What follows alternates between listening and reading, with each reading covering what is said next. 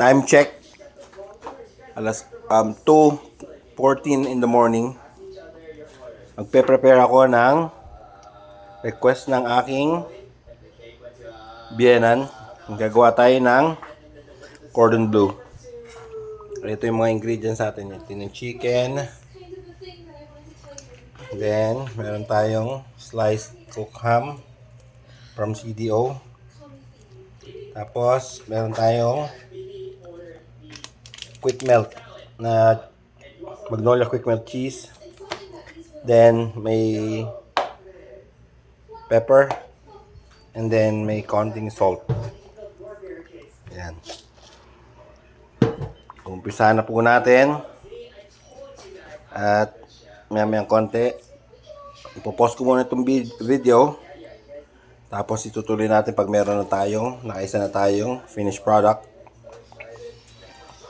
Hanggang magtuloy-tuloy hanggang matapos lahat. Okay. Pause ko muna.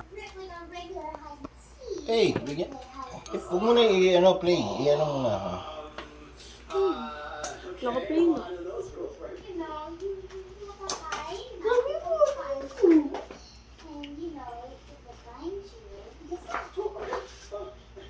Niloloko mo talaga ako eh.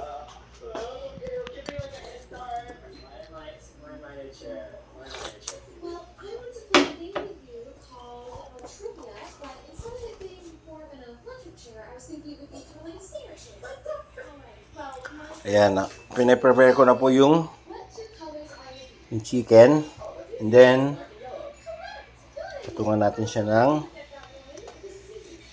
ham.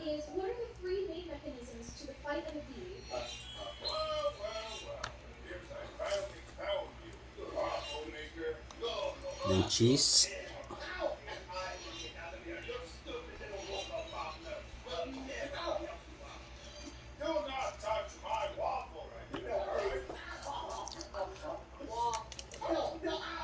Ayun ng cheese, dagdag tayo.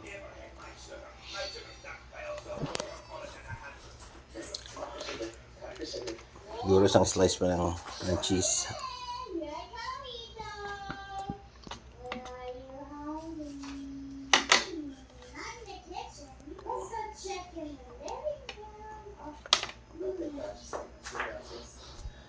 Ayan.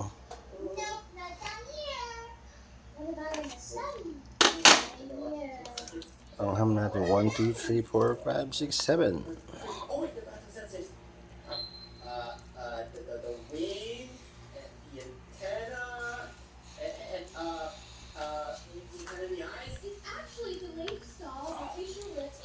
Yan.